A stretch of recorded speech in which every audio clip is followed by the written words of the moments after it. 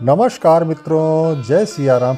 मित्रों, आप सभी का मेरे YouTube चैनल विराट ज्योतिष चिंतन में हार्दिक स्वागत है।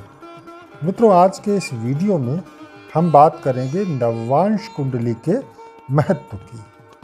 देखिए, नववांश कुंडली जिसे D9 चार्ट भी कह देते हैं, यह कुंडली लग्न कुंडली या D1 चार्ट के बाद सबसे महत्वपूर्ण मानी जाती है। ये 16 डिविजनल चार्ट्स में से एक होती है और सबसे महत्वपूर्ण होती है। D9 यानी डिविजनल चार्ट 9। नववांश का अर्थ होता है नवम अंश, यानी अंश यानी विभाजन।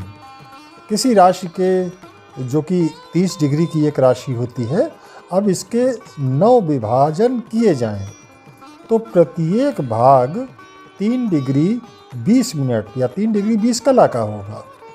तो यही भाग 3 डिग्री 20 कला का नववांश कहलाता है।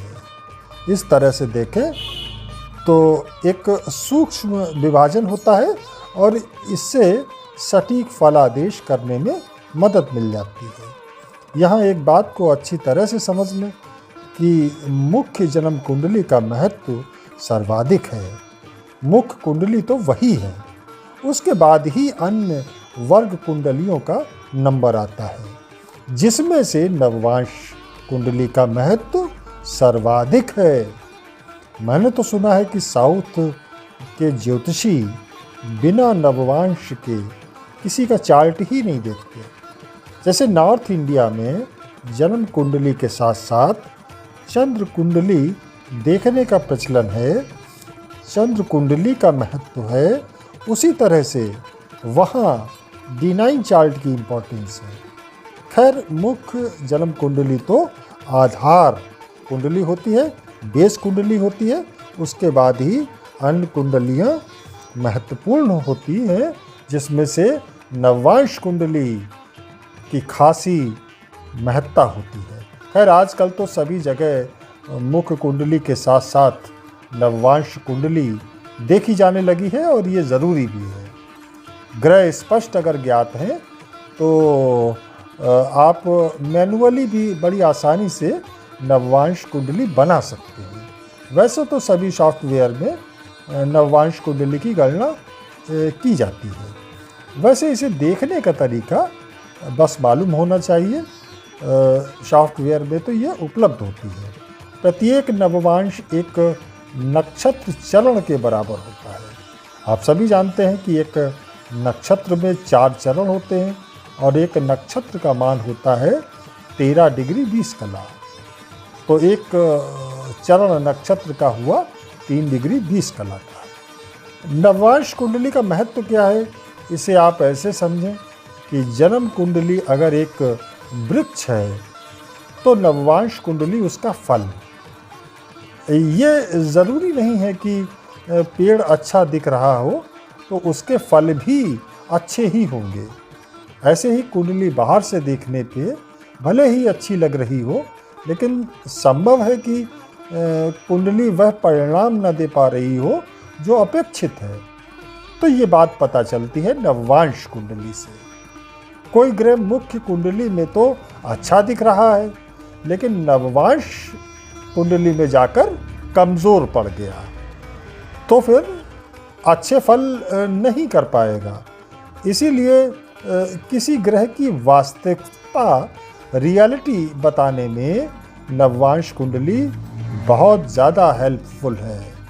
मुख्य कुंडली में भाव और उसमें बैठे ग्रह तो हमें एक स्थूल संकेत देते हैं, लेकिन गहरी समझ हमें नववांश कुंडली से ही प्राप्त होती है।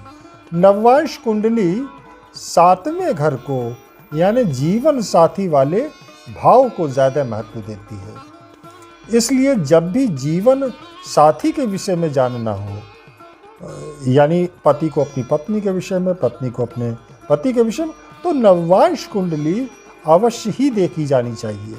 इसके अलावा भी कई और प्रयोग होते हैं इस D9 चार्ट के। अपने इष्ट के बारे में जानना हो, धार्मिक प्रगति, आध्यात्मिक प्रगति के बारे में जानना हो, अपने भाग्य के बारे में अपनी शिक्षा के विषय में, अपने करियर के बारे में जानना हो तो D9 चार्ट हमारी हेल्प करता है। परंतु जीवन साथी के बारे में जानने के लिए मुख्यतया इसी चार्ट का प्रयोग किया जाता है। नववांश कुंडली के माध्यम से विवाह के समय को भी जाना जा सकता है।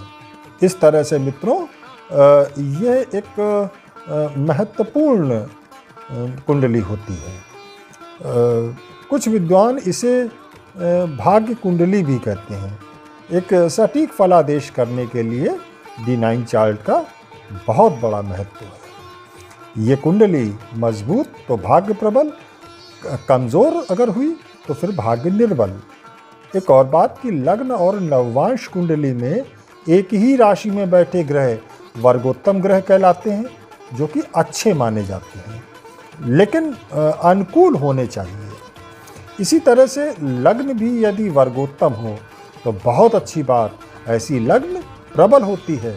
ये कहते हुए और D9 चार्ट की महत्ता बतलाते हुए अपनी बात समाप्त करूंगा कि जन्म कुंडली यदि शरीर है तो नववांश कुंडली उस शरीर की आत्मा है। जन्म कुंडली के साथ नववांश कुंडली अवश्य ही देखी जानी चाहिए, ऐसी मैं ज्योतिष के विद्यार्थियों को सलाह देता हूँ। यही वाणी को विराम दूंगा। मिलेंगे अगले वीडियो में फिर किसी नए विषय के साथ। तब तक जय जय सिया राम, नमस्कार।